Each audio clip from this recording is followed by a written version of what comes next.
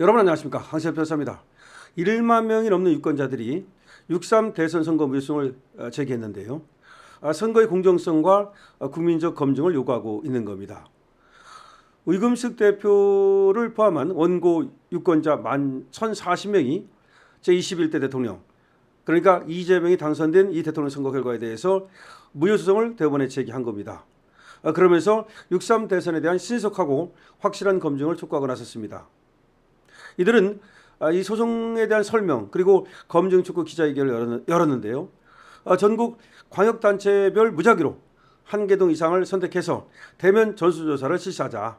그래서 투표자 수 및 득표수 일치 여부를 확인하자. 이렇게 하면 선진국의 이게 사후 감사 제도와 비슷한 건데 한 전체 동의 2%를 넘지 않는 범위 내에서 표본 조사를 실시하면 충분히 선거 부정 여부를 밝혀낼 수 있다라고 하는 겁니다. 사후 검증을 해보자는 겁니다. 근데 사후 검증을 하기 위해서 이렇게 소송을 제기한다는 얘기죠. 이 소송 대리인단은 권오용, 도태우, 박주연, 윤용진 변호사로 구성되어 있는데요. 특히 박주연 변호사는 국제적으로 중국의 외국 선거 개입이 문제되고 있는 지금 이 상황에서 대한민국만 예외라고 보는 것은 비합리적이다. 이번 부정선거를 그리고 밝혀내지 못하면 자유대한민국이 끝날 수 있다는 각오로 우리는 임하고 있다라고 밝혔습니다. 윤용진 변호사는 철저한 검증 주장을 음모론으로 매도하는 태도야말로 음모론적 입장이라면서 신속하고 확실한 검증을 강조했습니다. 선거 소송의 법적 처리 시한은 180일인데요. 2020년 4.13 총선 이후 4.15 총선 이후 이 원칙이 지켜지지 않고 있습니다. 그래서 기한 준수와 함께 투표자 및 득표수 일치 여부에 대한 표본 조사를 촉구하고 있는 겁니다. 조희대 대법원장의 향후 행보에 기초가 주목됩니다. 원고들과 대리인단은 6.3 대선 과정에서 다소 심각한 부정선거 의혹이 제기됐다면서 선거의 공정성과 신뢰성이 훼손되었다고 주장합니다. 첫 번째, 미국 국제선거감시단의 성명은 사전투표와 당일투표 간 극단적인 투표율 괴리, 그리고 출구조사 신뢰성 문제, 투표 과정의 불투명성, 시민 감시자에 대한 체포 및 압수수색 등 다수의 문제점을 지적하면서 한국 부정선거를 공표할 것으로 예상된다고 이들은 밝히고 있습니다. 그러니까 사전투표와 당일투표 간 극단적인 득표율 괴리, 득표율이 괴리가 난다는 거죠.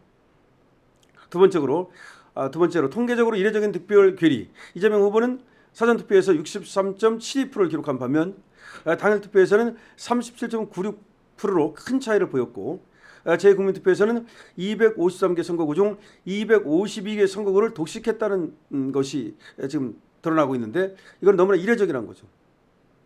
이는 사회 통계적 특성을 감안하더라도 극히 이례적인 현상으로 부정한 개입을 강력하게 시사한다고 이들은 주장합니다. 이들이 주장하는 주요 부정선거 의혹은 다음과 같습니다. 중복투표 및 대리투표, 한 여학생의 2번 투표, 노인의 여러 신분증 이용 4번 투표, 6번 본인 신분증 사전투표 사례 등 다수의 중복투표 의혹과 유권자가 투표소에 갔을 때 이미 자신의 명의로 투표가 완료된 사례가 발견되었다고 주장했습니다. 투표지 이상도 주장했는데요. 2장, 석장, 6장씩 묶여진 투표지, 신권 다발 형태, 서로 붙어있는 투표지, 머리나 몸이 잘린 투표지, 좌우 여백이 다른 투표지, 이전 선거 투표지 등 비정상적인 투표지 상태가 확인되었다는 것입니다. 우편용 해송봉투 안에 이미 이재명 후보가 찍힌 표가 들어있던 사례도 발견되었다고 주장합니다. 투표함 관리 문제도 제기를 하고 있는데요. 참관인 서명 없는 투표함 발견, 보관실 봉인 훼손, 투표함 뚜껑만 봉인하여 교체가 가능한 상태, CCTV의 투표함 개수 증가 현상 포착 등 투표함 관리 허술점을 지적하고 있습니다. 또한 개표 과정 이상, 특정 후보에게 연속으로 득표가 집계되거나 그 다음에 무기표 투표지가 특정 후보로 분류되는 등 비정상적인 패턴이 나왔고 전자개표기 모니터 상에서 가짜 투표지가 발견됐다고 주장합니다. 우편 투표 이상 경로에 대해서도 얘기를 하고 있는데요. 재국민투표의 비정상적인 개표 결과와 함께 우편 투표 배송 과정에서 이해하기 어려운 경로가 지금 나오고 있고 집중국 반복 체류, 접수 취소 반복 등 이상 현상이 다수 발견됐다고 주장합니다. 이들 원고 및 대리인단은 대법원이 공직선거법에 따라 선거 규정 위반 사실이 결과에 영향을 미쳤다고 인정하면 선거 무효를 판결해야 한다고 주장하면서 선거 소송을 다른 쟁송에 우선하여 180 이내에 신속히 판결할 것을 촉구하고 있습니다. 또한 광역단체별 무작위 1개 이상 조사를 통해서 직접적이고 즉각 이해 가능한 확실한 증거 조사를 실시할 것을 요청했습니다. 선거관리위원회는 의혹 제기 사항에 대해 국민 전체를 대하는 마음으로 신속하고 아주 공정하게 해명을 하고 전향적인 태도로 소송에 임할 것을 또 촉구했습니다. 시민들의 선거 감시 활동을 보장하고 이를 우측시키는 과도한 법적 조치나 억압을 중단할 것도 요구했습니다. 결론적으로 이들 소송인단과 그리고 또 대리인단은 이번 소송이 단순히 특정 후보의 승패를 가리기 위함이 아니라 대한민국 선거제도의 신뢰를 회복하고 민주주의 근간을 지키기 위한 것임을 분명히 했습니다. 그래서 검찰과 경찰은 관련 증거에 대한 신속하고 강제 수사를 촉구했으며 언론은 명백한 불의와 불법에 침묵하지 말고 국민들에게 정확하고 신속하게 사실을 알려야 한다고 강조했습니다.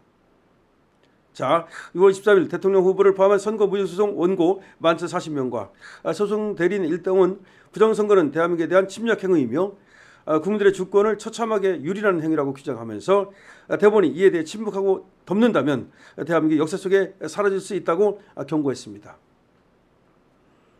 결론적으로 6.3 이 대선에 대해서 무효 소송이 지금 제기된 겁니다. 6.3 대선에 대해서 선거 무효 소송이 제기됐고요. 선거의 공정성을 담보하기 위해서 국민적 검증을 요구했습니다. 그래서 11,040명이 원고가 되고요. 대리인단으로 권오용, 도태우, 박주연, 윤영진 변호사 등이 들어가서 이번에 선거 무효성을 이제 진행하게 됩니다.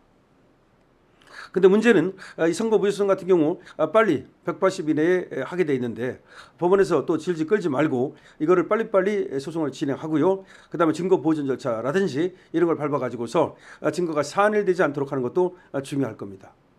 어쨌든 지금 여기 나오는 것처럼 만약 이번에도 이 문제를 해결하지 못한다면 대한민국은 부정선거의 구렁텅이에 빠져들고 그야말로 나중에 어떤 상황이 벌어질지 모릅니다. 아마 민주주의가 더 이상 불가능할지도 모른다는 생각이 듭니다. 그래서 이번에야말로 이 부정선거 의혹에 대해서 철저하게 파헤쳐야 되는데요. 특히 지금 이들 원고들이 얘기하는 것처럼 너무나 많은 여러 가지 사례가 있기 때문에 그 사례를 중심으로 하나하나 그런 일이 왜 벌어졌는지 그리고 그 이면에 무엇이 있는지 이것이 그냥 단순히 실수인지 아니면 조직적인 어떤 그 선거 부정인지 카르텔이 여기 작동하고 있는지 등등을 검증해야 됩니다. 이것을 검증할 수 있는 것은 대법원밖에 없습니다. 따라서 대법원은 이번 소송을 갖다가 또 시간만 끌다가 그래 또 아무렇지도 않게 그냥 또 기각을 해버리는 그런 식의 지금 소송 진행을 하지 말고 하나하나 문제가 제기된 거를 공론을 거쳐서 심리를 거쳐서 확실하게 짚고 넘어가는 자세가 필요합니다. 물론 제기된 의혹 중에서 그것이 단순 의혹일 수도 있고 아니면 그것이 거대한 카르텔일 수도 있고 그건 아직 조사를 해봐야 되겠습니다만은 지금 너무나 많은 의혹이 제기되고 있고 그 의혹이 국내에서뿐만 아니라 국제적으로도 문제가 되고 있고 그리고 또 사실상 많은 어떤 부정이 있는 것은 분명히 보이고 그렇다면 대법원이 전향적인 자세로 나와야 됩니다. 지금 조의대의 역할이 중요합니다. 조의대가 이재명을 갖다가 파기자판하지 못함으로써 사실상 잘못 건드려가지고 이재명을 대통령 만들어줬다는 비난이 많은데 이번에 이 선거 무효소송이라도 정말 법과 원칙에 따라서 그리고 기계를 갖고 자신 있게 밀어붙여 주길 바랍니다. 강신업 TV입니다.